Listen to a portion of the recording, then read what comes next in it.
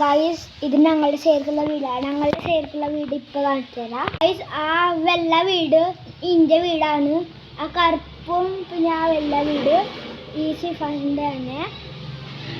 അവനിപ്പോൾ കാണിച്ചു തരാം. അവൻ പറയാൻ നീ വീഡിയോ പറയേ, ഞാൻ ഇപ്പോൾ ഉറങ്ങാണ്. ഇപ്പോൾ അവനെ ഞാൻ ഇപ്പോൾ കാണിച്ചു തരാം. ഒരു മിനിറ്റ് കാണിച്ചു തരാം. എനിക്ക് ഇത് നോക്ക്, ഇത് നോക്ക്.